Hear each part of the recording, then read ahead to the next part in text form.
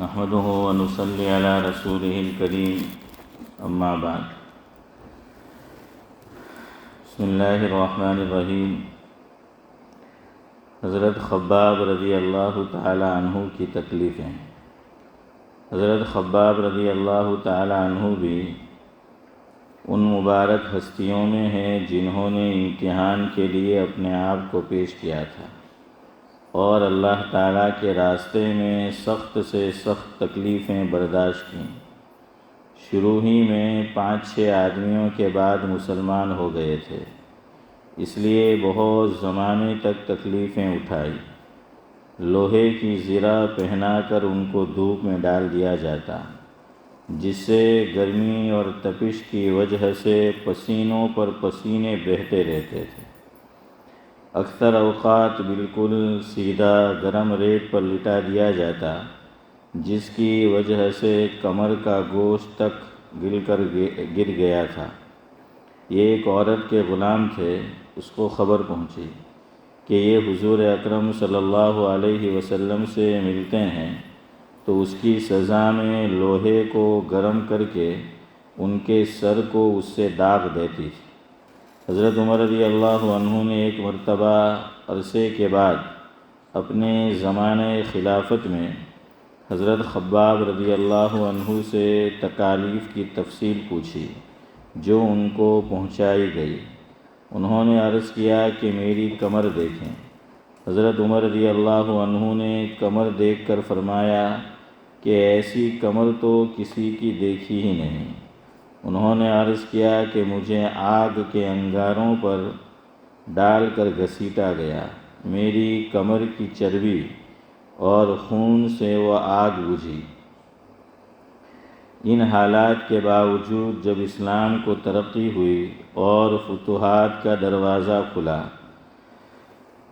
تو اس پر رویا کرتے تھے کہ خدا نخواستہ ہماری تکالیف کا بدلہ کہیں دنیا ہی میں تو نہیں مل گیا۔ حضرت خباب رضی اللہ عنہ کہتے ہیں کہ ایک مرتبہ آقا نے خلاف عادت بہت ہی لمبی نماز پڑھی۔ صحابہ نے اس کے متعلق عرض کیا تو فرمایا کہ یہ رغبت اور ڈر کی نماز تھی۔ میں نے اس نماز میں اللہ تعالیٰ سے 3 دعائیں کی تھیں، 2 ان میں سے قبول ہوئیں اور ایک کو انکار فرما دیا۔ میں نے یہ دعا کی کہ میری ساری امت قحط سے ہلاک نہ ہو جائے، قبول ہو گئی۔ دوسری یہ دعا کی کہ ان پر کوئی ایسا دشمن مسلط نہ ہو جو ان کو بالکل مٹا دے، یہ بھی قبول ہو گئی۔ تیسری یہ دعا کی کہ ان میں آپس میں لڑائی جھگڑے نہ ہوں، یہ بات منظور نہیں ہوئی۔ حضرت خباب رضی اللہ عنہ کا انتقال 37 ہجری میں ہوا اور کوفہ میں سب سے پہلے صحابی یہی دفن ہوئے۔ حضرت کے انتقال کے بعد حضرت علی رضی اللہ عنہ کا گزر ان کی قبر پر ہوا تو ارشاد فرمایا، اللہ تعالیٰ خباب پر رحم فرمائے، اپنی رغبت سے مسلمان ہوا، خوشی سے ہجرت کی اور اللہ کے راستے میں زندگی گزار دی اور مصیبتیں برداشت کیں۔ مبارک ہے وہ شخص جو قیامت کو یاد رکھے اور حساب کتاب کی تیاری کرے اور گزارے کے قابل مال پر قناعت کرے اور اپنے مولا کو راضی کر لے۔ فائدہ: حقیقت میں مولا کو راضی کر لینا انہی لوگوں کا حصہ تھا کہ ان کی زندگی کا ہر کام مولا ہی کی رضا کے واسطے تھا۔ حضرت عمار رضی اللہ عنہ اور ان کے والدین کا ذکر۔ حضرت عمار رضی اللہ عنہ کے ماں باپ کو بھی سخت سے سخت تکلیفیں پہنچائی گئی۔ مکہ مکرمہ کی سخت گرم اور ریتیلی زمین میں ان کو عذاب دیا جاتا اور حضور اکرم صلی اللہ علیہ وسلم کا اس طرف گزر ہوتا تو صبر کی تلقین فرماتے، جنت کی بشارت فرماتے۔ آخر ان کے والد حضرت یاسر رضی اللہ عنہ اسی حالت تکلیف میں وفات پا گئے کہ ظالموں نے مرتے تک چین نہ لینے دیا۔ اور ان کی والدہ حضرت سمیہ رضی اللہ عنہا کی شرمگاہ میں ابو جہل ملعون نے ایک برچھا مارا جس سے وہ شہید ہو گئے، مگر اسلام سے نہ ہٹیں۔ حالانکہ بوڑھی تھی، کمزور تھیں، مگر اس بد نصیب نے کسی چیز کا بھی خیال نہیں کیا۔ اسلام میں سب سے پہلی شہادت ان کی ہے، اور اسلام میں سب سے پہلی مسجد حضرت عمار رضی اللہ عنہ کی بنائی ہوئی ہے۔ جب حضور اکرم صلی اللہ علیہ وسلم ہجرت فرما کر مدینہ منورہ تشریف لے گئے تو حضرت عمار رضی اللہ عنہ نے کہا کہ حضور صلی اللہ علیہ وسلم کے لیے ایک مکان سائے کا بنانا چاہیے جس میں تشریف رکھا کریں، دوپہر کو آرام فرما لیا کریں اور نماز بھی سائے میں پڑھ سکیں۔ تو قباء میں حضرت عمار رضی اللہ عنہ نے اول پتھر جمع کیے اور پھر مسجد بنائی۔ لڑائی میں نہایت جوش سے شریک ہوتے تھے۔ ایک مرتبہ مزے میں آ کر کہنے لگے کہ اب جا کر دوستوں سے ملیں گے، محمد صلی اللہ علیہ وسلم اور ان کی جماعت سے ملیں گے۔ اتنے میں پیاس لگی اور پانی کسی سے مانگا، اس نے دودھ سامنے کیا، اس کو پیا اور پی کر کہنے لگے، میں نے اپنے محبوب سے سنا کہ تو دنیا میں سب سے آخری چیز دودھ پیے گا۔ اس کے بعد شہید ہو گئے۔ اس وقت 94 برس کی عمر تھی، بعض نے ایک آدھ سال کم بتلائی ہے۔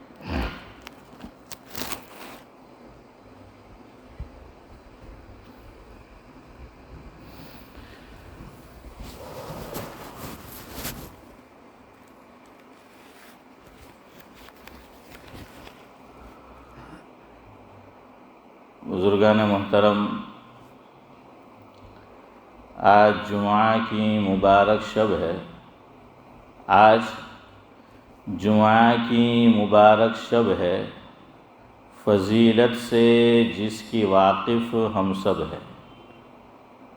آج کے دن کرنا ایک کام ہے، آج کے دن کرنا ایک کام ہے، بھیجنا آقا پہ درود و سلام ہے۔ بھیجنا آقا پہ درود و سلام ہے۔ بھیجتا جو آقا پہ درود ہے، بھیجتا جو آقا پہ درود ہے، ہوتے اس سے خوش معبود ہے، یعنی اللہ تبارک و تعالی۔ درود پڑھنے کا ملتا یہ انعام ہے، درود پڑھنے کا ملتا یہ انعام ہے کہ ہوتا اس سے تازہ ایمان ہے، کہ ہوتا اس سے تازہ ایمان ہے، بڑھتی اس سے آقا سے محبت ہے، بڑھتی اس سے آقا سے محبت ہے، جس کی مجھے آپ کو سب کو ضرورت ہے، جس کی مجھے آپ کو سب کو ضرورت ہے۔ کہنے والے نے بڑی پیاری بات کہی ہے، اگر آپ کو سمجھ آئے گی تو یقیناً آپ کو بھی پسند آئے گی۔ کسی کہنے والے نے کہا ہے کہ خوب نام محمد ہے اے مومنو، خوب نام محمد ہے اے مومنو، جس پہ نقطہ بھی رب کو گوارا نہیں۔ خوب نام محمد ہے اے مومنو، جس پہ نقطہ بھی رب کو گوارا نہیں۔ ان کی محبت سے جو منہ موڑ لے، ان کی محبت سے جو منہ موڑ لے، دونوں عالم میں اس کا گزارا نہیں۔ دامن مصطفیٰ ہم چھوڑ دے، دامن مصطفیٰ ہم چھوڑ دے، اتنا کمزور بھی ایمان ہمارا نہیں ہے انشاءاللہ۔ دامن مصطفیٰ ہم چھوڑ دے، اتنا کمزور بھی ایمان ہمارا نہیں۔ اور خدا نے خود نبی سے یہ فرما دیا، اور خدا نے خود نبی سے یہ فرما دیا، جو تمہارا نہیں وہ ہمارا نہیں، ہے نا شیخ زمان؟ خدا نے خود نبی سے یہ فرما دیا کہ جو تمہارا نہیں وہ ہمارا نہیں۔ قرآن میں فرمایا ہے کہ قُلْ إِن كُنتُمْ تُحِبُّونَ اللَّهَ فَاتَّبِعُونِي يُحْبِبْكُمُ اللَّهُ وَيَغْفِرْ لَكُمْ ذُنُوبَكُمْ۔ اور کہنے والے نے کہا ہے، نسبت مصطفیٰ بھی عجب چیز ہے، نسبت مصطفیٰ بھی عجب چیز ہے، جس کو نسبت نہیں اس کو عزت نہیں۔ خدا نے خود نبی سے یہ فرما دیا، جو تمہارا نہیں وہ ہمارا نہیں۔ بہرحال تو یہ درود شریف ایک ایسا عمل ہے کہ جس سے حضرت نبی کریم صلی اللہ علیہ وسلم سے کیا بڑھتا ہے؟ تعلق بڑھتا ہے۔ اور صاحب معارف الحدیث حضرت مولانا محمد منظور نعمانی صاحب نور اللہ مرقدہ نے تو عجیب بات لکھی معارف الحدیث میں، لیکن شرط ہے کہ درود کا معنی بھی ہمیں معلوم ہو، درود و سلام کا معنی بھی معلوم ہو۔ بعض مرتبہ معنی معلوم نہیں ہوتا تو اس کی وجہ سے جیسا فائدہ حاصل ہونا چاہیے آدمی کو وہ حاصل نہیں ہوتا۔ معارف الحدیث میں حضرت نے ایک مقام پر لکھا ہے درود شریف کا فائدہ، کہ جو مسلمان درود پاک کو سمجھ کر پڑھے گا کبھی غیر اللہ سے سوال نہیں کرے گا۔ یہ ایک فائدہ ہے کہ جو مسلمان درود پاک سمجھ کر پڑھے گا تو کبھی اللہ کے غیر کے آگے ہاتھ نہیں پھیلائے گا۔ کیوں؟ اس کو پتہ چل جائے گا کہ آقا خود اللہ سے مانگ رہے ہیں، تو پھر کوئی نبی سے نہیں مانگے گا، حضور صلی اللہ علیہ وسلم سے نہیں مانگے گا۔ ہاں وسیلہ تو بنا سکتے ہیں، ذریعہ تو بنا سکتے ہیں، لیکن ڈائریکٹ حضور سے نہیں مانگے گا۔ کیوں؟ ہمارے عطا اللہ شاہ بخاری رحمۃ اللہ علیہ فرمایا کرتے تھے، مفہوم یہ ہے کہ میں نے آمینہ کے لال کو پڑھا تو بس پڑھتا گیا اور ان کے مقام کو دیکھا تو یہ سوچا کہ چلو ان سے مانگ لے، لیکن پھر دیکھا کہ وہ تو خدا سے مانگ رہے ہیں، لیکن پھر دیکھا کہ وہ تو خدا سے مانگ رہے ہیں۔ تو اس لیے ضروری ہے کہ آدمی میننگ کے ساتھ جو ہے وہ پڑھے، تو جیسا فائدہ بغیر سمجھے پڑھے گا تو سمجھ کر پڑھنے میں جو فائدہ حاصل ہوتا ہے ویسا حاصل نہیں ہو سکتا۔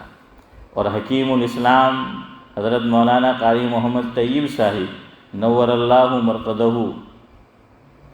حضرت کی مجالس 2 جلدوں میں چھپ چکی ہے، تو اس میں ہے حضرت نے ایک مقام پر فرمایا جس کا مفہوم یہ ہے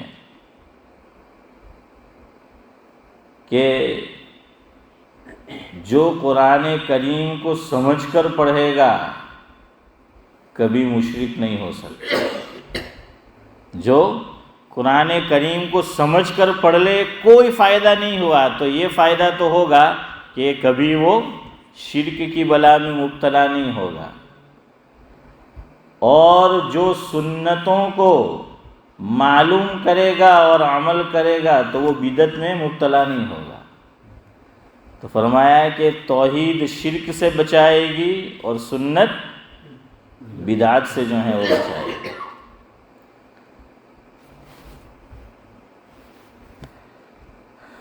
علامہ خالد محمود صاحب نور اللہ مرقدہ، آپ جانتے ہیں مانچسٹر میں ہوتے تھے، اللہ کو پیارے ہو گئے، اللہ تعالیٰ مرحوم کو غریق رحمت کرے۔ وہ ایک جملہ بڑا اچھا فرمایا کرتے تھے، فرماتے تھے کہ سنت انٹرنیشنل ہوتی ہے۔ سنت کیا ہوتی ہے جاوید بھائی؟ International, universal. ایشیا میں بھی وہ سنت وہی ہوگی، افریقہ میں بھی وہی ہوگی، یورپ میں بھی وہی ہوگی، اور حجاز میں بھی وہی ہوگی کہ سنت کی ایک پہچان ہے. دیکھنا ہو کہ یہ عمل سنت ہے کہ نہیں تو دیکھ لو کہ یہ سنت یونیورسل ہے کہ نہیں، کہ ہر جگہ سنت جو ہے وہ ایک ہی ہوگی. اور بدعت کی ایک پہچان یہ ہے، یعنی عام لوگوں کے لیے جاننا کہ بھائی یہ بدعت ہے، تو حنیف بھائی بدعت کی ایک عام پہچان کہ عامی آدمی بھی اس کو سمجھ سکے، تو حضرت نے یہ بیان فرمائی کہ وہ چیز کہیں ہو رہی ہوگی، کہیں نہیں ہو رہی ہوگی. اور مثال حضرت نے دی کہ ہماری طرف 11ویں مناتے ہیں. کیا مناتے ہیں؟ عرس مناتے ہیں نا، 11ویں. اور اس سے پہلے بھی کسی کا انتقال ہوتا ہے تو کوئی تیجا مناتا ہے، کوئی 10واں، کوئی 20واں، اور کوئی نورانی بھائی 40واں جو ہے وہ مناتا ہے. حکیم الامت حضرت مولانا اشرف علی صاحب تھانوی رحمۃ اللہ علیہ کی زندگی کا ایک طویل عرصہ تو تھانہ بھون میں گزرا ہے، لیکن جب حضرت دیوبند سے پڑھ کر نکلے، فاضل ہوئے، تو سب سے پہلے مدرس ہوئے ہیں کانپور میں. کہاں پر؟ کانپور کے اندر حضرت مدرس ہوئے ہیں. تو حضرت کا تو پہلے ہی سے مزاج ایسا تھا کہ صحیح صحیح اور کھری کھری بول دینے، اور مزاج میں پہلے سے آزادی بھی تھی، اسی لیے کانپور میں ٹھہر نہیں پائے اور تھانہ بھون آ گئے. جو آزاد منش آدمی ہوتا ہے، صاف گو آدمی ہوتا ہے، اس کو کسی کی ماتحتی میں، اب سمجھ جاؤ آگے میں نہیں بولتا ہے قاری صاحب کہ تو حضرت تھانوی بھی بس طبیعت ایسی پائی تھی پہلے ہی سے، تو دیکھا کہ بھئی یہ کسی کی ماتحتی میں کام کرنا اپنے بس کا ہے نہیں، چلے آئے. اللہ کو کام بھی لینا تھا. اگر دارالعلوم سے منسلک ہوتے تو شاید وہ فائدہ امت کو نہ پہنچتا، اور اتنی تصنیفات، تالیفات، تقاریر حضرت کی نہ ہو پاتی اور وجود میں نہ آتی جتنی تھانہ بھون کے اندر جو ہے وہ ہوئی ہے. سب اللہ کے رموز ہوتے ہیں، بید ہوتے ہیں. تو کانپور کا واقعہ ہے کہ حضرت تھانوی رحمۃ اللہ علیہ کانپور میں تھے، تو کسی کے یہاں انتقال ہوا ہوگا، تیسرا دن تھا، تو وہ آیا مدرسے میں اور کہنے لگا کہ کچھ طلباء کو بھیج دو میرے ساتھ. تو یہ حضرت تھانوی نے پوچھا کہ بھئی کیوں؟ تو کہ تیجا کروانا ہے کہ تیجے کے لیے لے جانا ہے. تو حضرت تھانوی نے اس سے فرمایا کہ سن، طلباء مدارس میں نتیجے کے لیے آتے، تیجے کے لیے نہیں آتے. حافظ امتیاز، طلباء مدارس میں نتیجے کے لیے آتے، تیجے کے لیے نہیں آتے.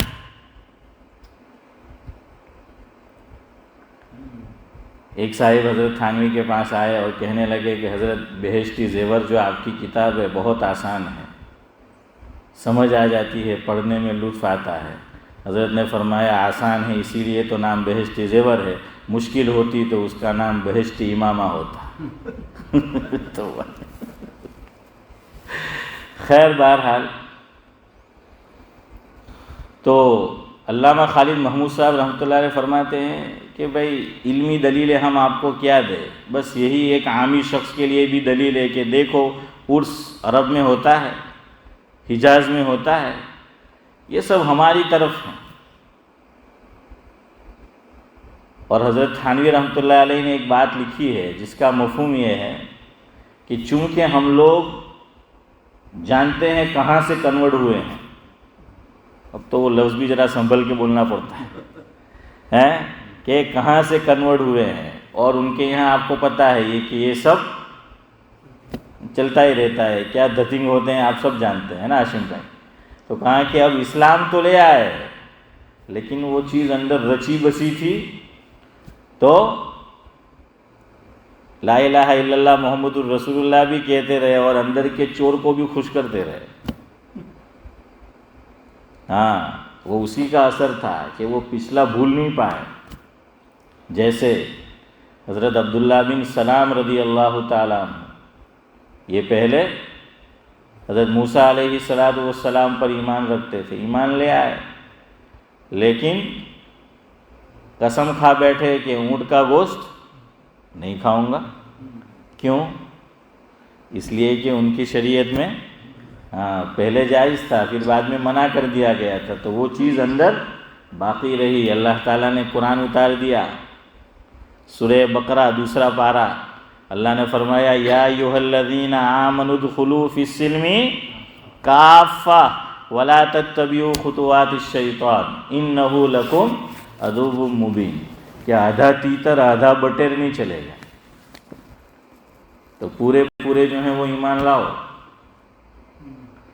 ہاں دل نہیں کرتا، جی نہیں مانتا، نہ کھائے الگ بات ہے، لیکن قسم کھا لینا اور پھر جس مذہب سے آئے ہیں وہاں ممانعت ہے تو پھر شبہ تو ہوتا ہے کہ بھئی کہیں اس کی وجہ سے نہ ہو، تو یہ اس کا دوسرا عکس میں نے آپ کو بتایا۔ تو حضرت تھانوی نے دوسرا بتایا کہ یہ سب جھمیلے جو ہماری طرف عرس اور قوالی اور یہ تیجا، یہ 10واں 20واں 40واں، یہ سب اسی کا اثر ہے، اس لیے وہ حجاز میں نہیں ہے، عرب میں نہیں ہے۔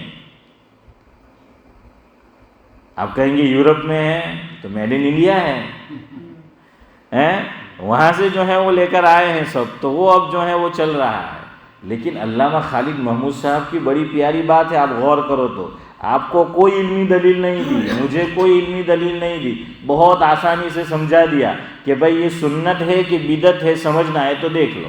آپ کسی عرب سے پوچھ لے، کسی ایجپشین سے پوچھ لے، موروکن سے پوچھ لے کہ بھئی تیجا 10واں 20واں 40واں اور عرس یہ وغیرہ آپ کے یہاں ہوتا ہے، کیا جواب دے گا آپ؟ اسماعیل چچا منع کرے گا، وہ سوچے گا کہ یار یہ کیا بات کر رہے ہو تم لوگ۔ تو یہی دلیل ہے۔ اور علامہ خالد صاحب فرماتے تھے، خالد محمود صاحب کے نام رکھا 11ویں، عربی میں تو کوئی 11ویں ہے ہی نہیں، ہے عربی میں 11ویں، عربی میں تو جو ہے وہ یہ نام حنیف بھائی ہے ہی نہیں۔ بہرحال تو یہ سب فوائد ہے، اگر آدمی اس پر غور کرے تو درود شریف کے یہ فوائد جو ہیں میں نے آپ کو بتائے۔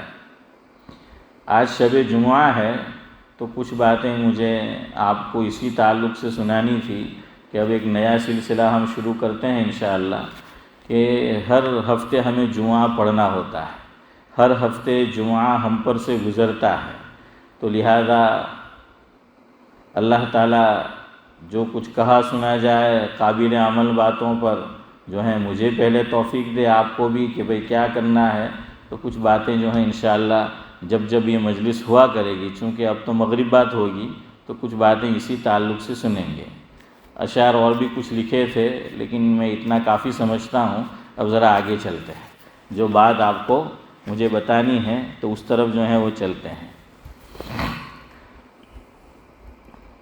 جمعہ، سب سے پہلے ایک چیز کی تصحیح کر لو، ہم لوگ چونکہ انڈین ہے یا پاکستانی ہے، بنگلہ دیشی ہے، ایشین لوگ ہے، تو ہم تلفظ صحیح نہیں کرتے، ہم کہتے ہیں جمعہ، کیا بولتے ہیں؟ جمعہ، لیکن یہ لفظ عربی ہے تو تلفظ عربی ہی میں کرو، اور ویسے بھی ہم یہ تو سمجھ رہے ہوتے ہیں کہ بھئی یہ عربی تلفظ ہے تو پھر صحیح تلفظ ہونا چاہیے۔ اس پہ میم پر سکون نہیں ہے، سکون سے سنو، ہیں؟ ہاں، میم پر جو ہے سکون نہیں ہے، بلکہ میم پہ کیا ہے؟ ضمہ ہے، پیش ہے، جو میں نے کر دیا آپ کے سامنے پیش ہے۔ تو جیم پر بھی نورانی بھائی پیش ہے اور میم پر بھی کیا ہے؟ پیش ہے، تو یہ ہے جمعہ۔ قرآن کریم میں مستقل اسی نام سے 28ویں پارے میں صورت ہے سورہ جمعہ، اور اللہ تبارک و تعالی اس میں دوسرے رکوع میں پہلی ہی آیت سورہ جمعہ کی دوسرے رکوع کی، اس میں اللہ رب العزت ارشاد فرماتے ہیں کہ یا ایھا الذین آمنوا اذا نودی للصلاۃ من یوم الجمعہ۔ تو جاوید بھائی جمعہ ہے یا جمعہ ہے؟ ارے بولو یار، جمعہ ہے نا تو اس پر جو ہے وہ پیش ہے۔ اسی طرح کا معاملہ ہے رمضان میں، ہم لوگ اس کو بولتے ہیں رمضان، میم پہ کیا کر دیتے ہیں؟ جزم، جو نہیں ہوتا ہضم، عربی لوگوں کو، جاننے والوں کو، تو میم پر زبر ہے، فتحہ ہے۔ دلیل سورہ بقرہ دوسرا پارہ، اللہ رب العزت ارشاد فرماتے ہیں شہر رمضان الذی، تو میم پر کیا آیا؟ فتح آیا نا، زبر جو ہے وہ میم پر آیا، تو یہ رمضان ہے، رمضان نہیں ہے۔ برکت ہم بولتے ہیں برکت، کچھ کی کچھ کر دیتے ہیں حرکت، تو یہ کیا ہے؟ یہ بھی عربی والا اگر ہے تو پھر آپ بول رہے ہیں تو را پہ فتح ہوگا۔ کیسے؟ دلیل دعا پڑھو کھانے سے پہلے کی، حدیث میں جا کر دیکھ لینا، حدیث میں جو دعا آئی ہے بسم اللہ کیا ہے؟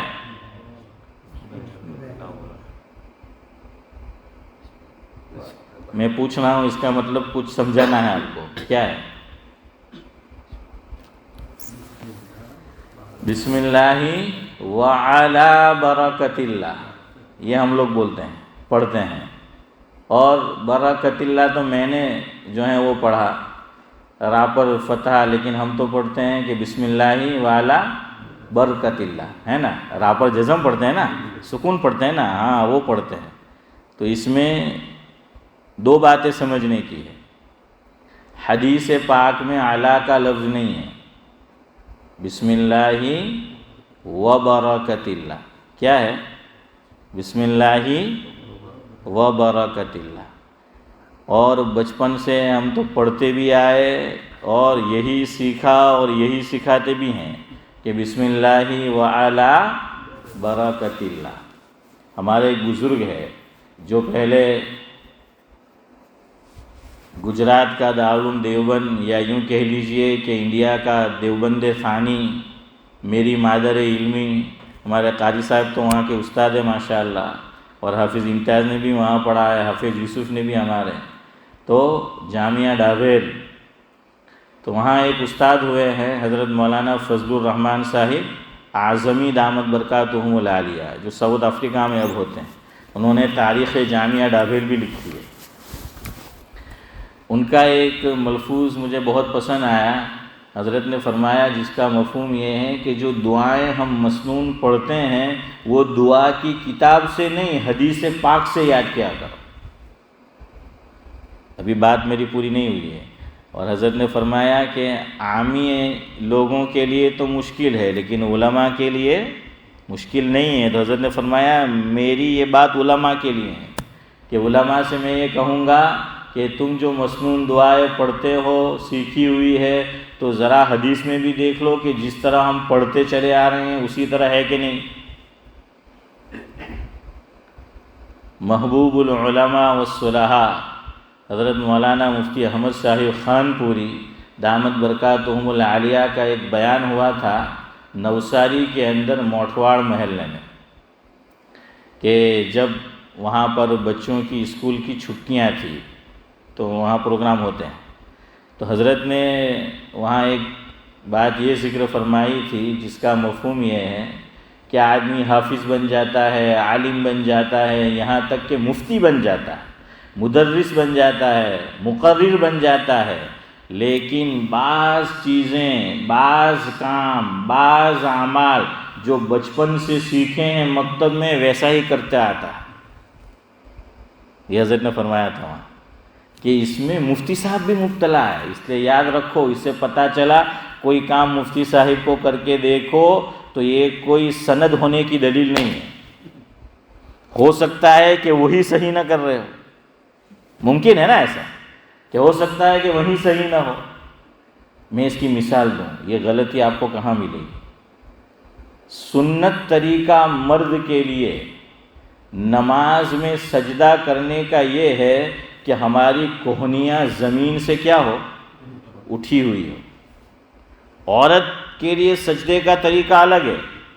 عورت سجدہ کرے گی تو عورت تو اپنے دونوں ہاتھوں کو بچھا دے گی اور بدن سے، کمر سے جو ہے وہ لگا دے گی وہ، اور زمین پر دونوں اس کی کوہنیاں یہ ٹچ کرے گی، مس کرے گی، لگی ہوئی ہوگی۔ لیکن مرد کے لیے یہ سنت نہیں ہے۔ مرد کے لیے کیا ہے، اس کو اٹھا کر رکھے۔ لیکن آپ دیکھنا، عالم ہے بعض حضرات، بڑے مقام پر ہے، درجے پر ہے، لیکن وہی چیز جو حضرت نے فرمائی کہ بچپن سے سیکھی ہوئی ہے، اور حضرت نے یہ بھی فرمایا تھا کہ اس میں وضو اور نماز وغیرہ یہ جو بچپن سے سیکھا ہے آدمی اسی طرح پڑھتے رہتا ہے۔ اور پاکستان میں حضرت تھانوی کے خلیفہ ہوتے تھے، اور شیخ الاسلام حضرت مولانا مفتی محمد تقی عثمانی صاحب دامت برکاتہم العالیہ کے شیخ بھی ہوتے ہیں، ڈاکٹر عبدالحی صاحب عارفی رحمۃ اللہ علیہ، جن کی مشہور زمانہ 2 تصنیف ہے۔ ایک اسوہ رسول اکرم صلی اللہ علیہ وسلم، اور دوسرا میت کے اوپر جو مسائل ہیں، احکام میت۔ حضرت کا ایک ملفوظ شہید اسلام حضرت مولانا یوسف لدھیانوی رحمۃ اللہ علیہ نے ذکر فرمایا ہے کہ حضرت عارفی رحمۃ اللہ علیہ فرماتے تھے کہ اپنی معلومات اور اپنے معمولات، سننا ملفوظ، اپنی معلومات یعنی دینی معلومات، اپنی معلومات اور اپنے معمولات دونوں کی تصحیح کرا لیا کرو۔ کسی جاننے والے سے، کسی بزرگ سے، کسی عالم دین سے، کسی شیخ سے اگر منسلک ہے تو اپنی معلومات کی بھی اور اپنے معمولات کی بھی، دونوں کی کیا کرا لیا کرو، تصحیح جو ہے وہ کرا لیا کرو۔ اصل تو شیخ سے یہی فائدہ اٹھانا ہے، لیکن اب پیش نظر کیا ہوتا ہے کہ شیخ وظیفہ بتا دے، اس کے بعد ہم خواب دیکھتے رہے رات کو، اور دن میں آ کے شیخ کو سناتے رہے تاکہ ہمیں سند مل جائے، خلیفہ بن جائے اور دکان میری کھل جائے۔ اب اتنا ہی جو ہے وہ رہ گیا ہے بس۔ اس لیے حضرت تھانوی کے یہاں کوئی بیعت ہونے آتا تھا، سختی سے حضرت منع فرماتے تھے، خبردار کوئی خواب آ کے مجھے سنایا وہاں تو منع تھا۔ اور حضرت تھانوی مجھے یاد نہیں ہے ابھی، وہ کبھی آپ کو سناؤں گا، فارسی میں شعر بھی پڑھتے تھے، وہ میں نے لکھا ہے کہیں۔ حضرت فرماتے تھے خبردار جو خواب مجھے سنایا، فرمایا یہ خوابوں کی دنیا ہے ہی نہیں۔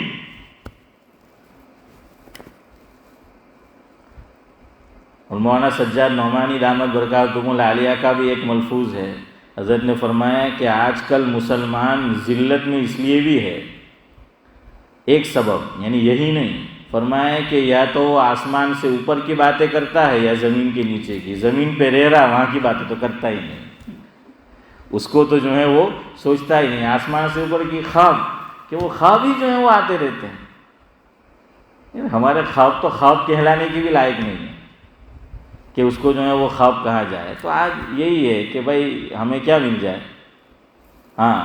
تو بہرحال کیا سنا رہا تھا، ڈاکٹر عبدالحی صاحب عارفی رحمۃ اللہ علیہ حضرت فرماتے تھے کہ اپنی معلومات کی بھی اور اپنے معمولات کی بھی کیا کرو۔ معمولات پہ ایک لطیفہ سنیں، ہنسنے کی بات، ویسے بات صحیح ہے۔ حضرت مولانا مفتی احمد صاحب خان پوری دامت برکاتہم العالیہ سے ایک مجلس میں نے سنا تھا، منگل کی جو مجلس ہوتی تھی حضرت کی، پہلے جامعہ ڈابیل میں جب میں کفلتا میں پڑھاتا تھا اس وقت جاتا تھا میں۔ حضرت نے فرمایا ایک مجلس میں، مفہوم یہ ہے کہ میں نے اپنے شیخ فقیہ الامت حضرت مولانا مفتی محمود حسن صاحب گنگوئی رحمۃ اللہ علیہ کو خط لکھا، اور خط میں ایک بات یہ لکھی کہ حضرت آپ نے جو معمولات بتائے تھے تو وہ فلاں فلاں عذر کی وجہ سے، فلاں فلاں وجہ سے میں اس کو پورا نہیں کر پاتا، معمولات کا ناغہ ہو جاتا ہے۔ تو فقیہ الامت نے جواباً لکھا کہ بھائی جو معمولات پورے نہ ہو اسے کون معمولات کہتا ہے، وہ تو متروکات ہے۔ وہ کیا ہے، وہ تو جو ہے متروکات ہے، وہ معمولات جو ہیں وہ رہے ہی کہاں. معمولات تو تب ہے کہ جب آدمی پابندی سے اس پہ کیا کرے، عمل کرے اور جو ہے وہ جھما رہے. تو بہرحال یاد رکھو، آپ سجدہ دیکھنا کہ سجدے میں ہم کوہنیوں کو بڑے اچھے خاصے لوگ یہ عمل کرتے ہیں. کیوں؟ یہی وجہ کہ جو بچپن سے سنتے جو ہیں وہ آئے ہیں، تو اسی طرح جو ہے ہم کرتے رہتے ہیں. ہمارے یہاں وہ حافظ یوسف، اب تو نظر نہیں آتا، کیا نام، جلال الدین، یہ کیا نام تھا وہ، مورکر جلیل. ہاں وہ تو بڑا سخت، وہ کسی کو دیکھتا تھا پہلے کہ اس سجدے میں اس کی کوہنیاں زمین سے لگی ہے تو وہ تو لڑتا تھا، اور وہ لڑتا نہیں تھا، وہ اصل میں بتاتا تھا ہم کو. اور ہم نے تو قسم کھا رکھی ہے کہ جو ہماری اصلاح کرے وہی ہمارا سب سے بڑا دشمن ہے.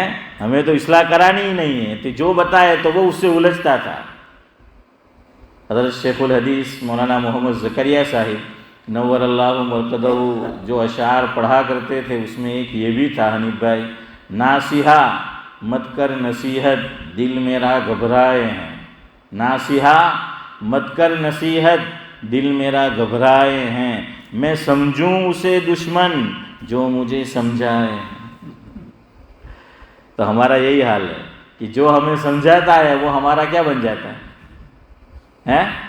یہ آپ کہہ رہے، میں نے تو نہیں کہا. تو یہ اب آپ کے اوپر ہے. تو بہرحال ویسی بات ہے، تو وہ یہ کرتا تھا. دوسرا عمل دیکھو، فقہا نے لکھا ہے تشہد میں جب ہم انگلی اٹھائیں گے، اب دیکھنا کتنے لوگ صحیح انگلی اٹھاتے ہیں. تو کہاں کہ انگلی جب ہم اٹھائیں گے تو نہ آسمان کی طرف ہو اس کا رخ، یعنی انگلی کا سیرا، نہ زمین کی طرف ہو. نماز میں آدمی کو یہ تعلیم دی گئی کہ جہاں تک ہو سکے اس کی پوری باڈی، اس کا رخ قبلے کی طرف رہے. جہاں تک ہو سکے کہ وہ قبلے کی طرف رہے. کوئی عذر ہو تو الگ بات. اسی لیے آپ دیکھیے جب ہم قعدے میں بیٹھتے ہیں تو ظاہری بات ہے کہ اس پاؤں پہ تو ہم بیٹھیں گے.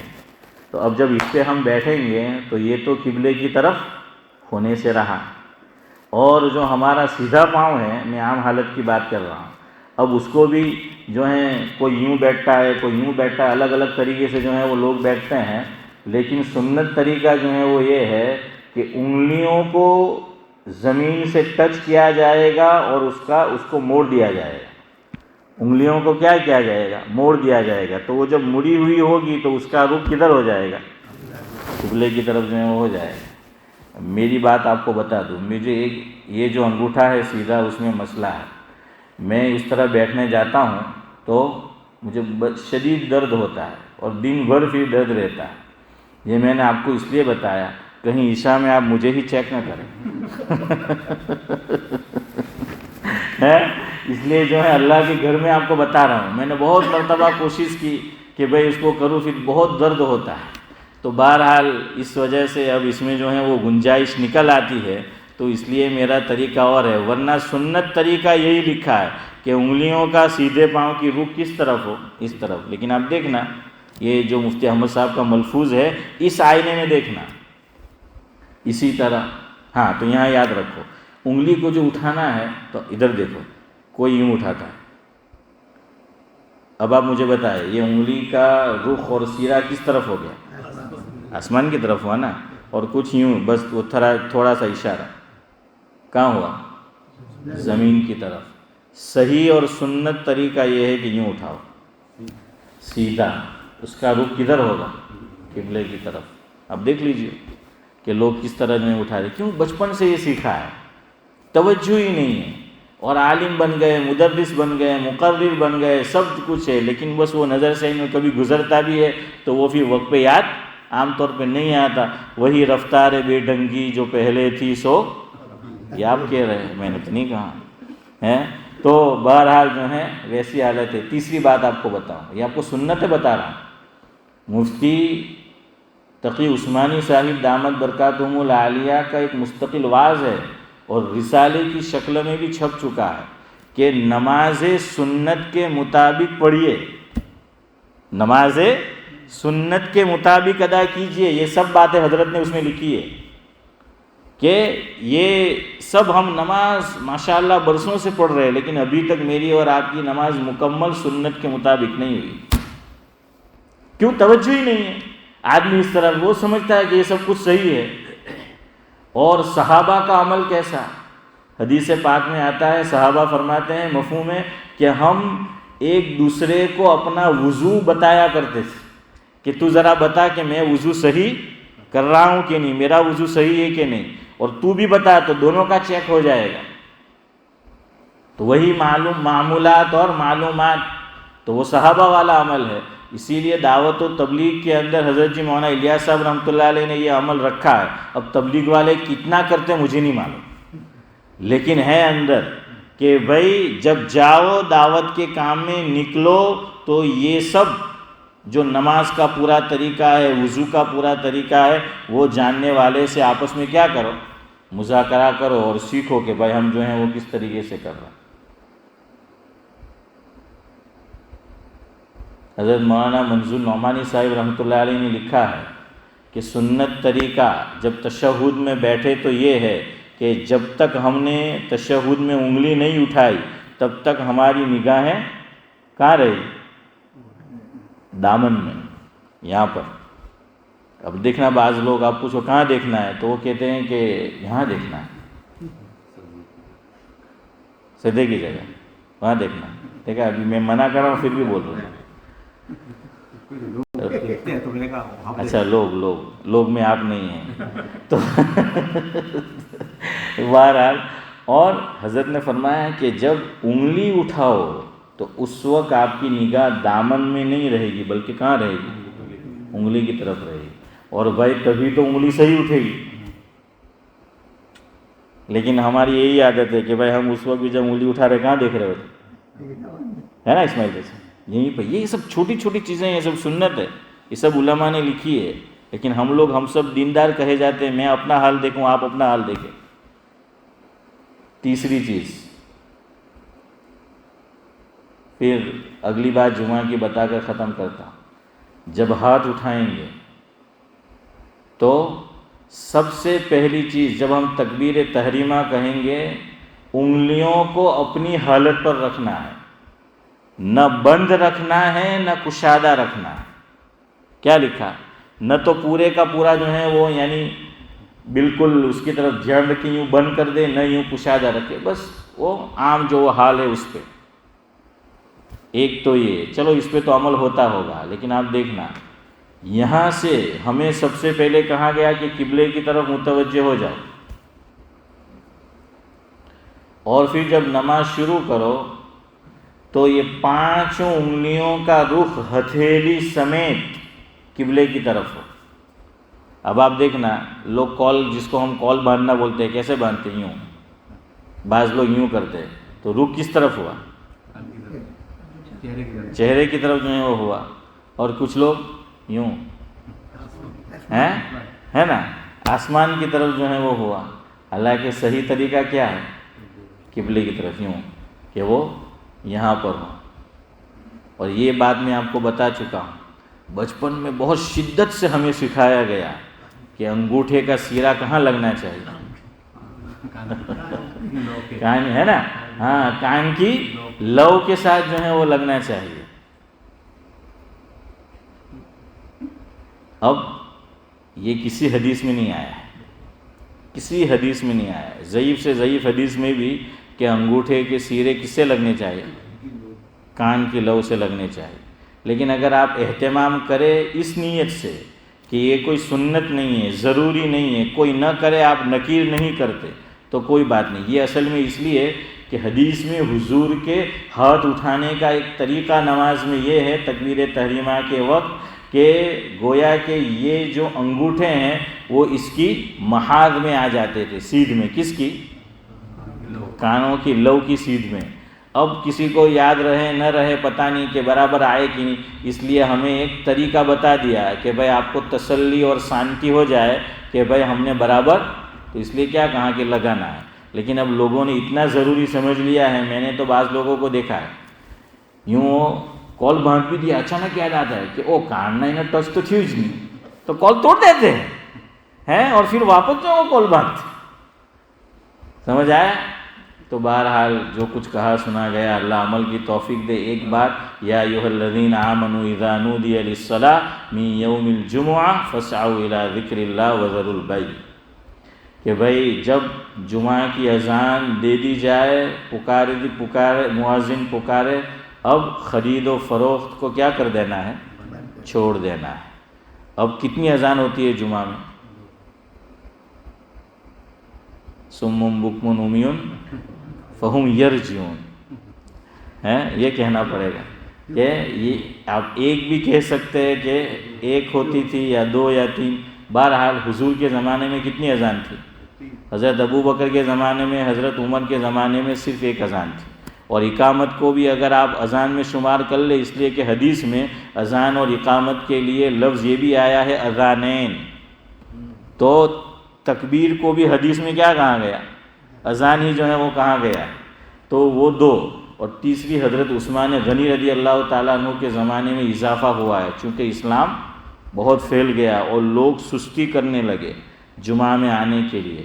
یہاں ایک مسئلہ خالی یاد رکھو کہ بہت سی مساجد میں کیلنڈر بکتے ہیں، اور جب نئے چھپ کر آتے ہیں جمعہ کے دن عام طور پر آفس جو ہے وہ جلدی کھلی ہوتی ہے، میں عام بات کر رہا ہوں، تو پہلی اذان ہو جاتی ہے۔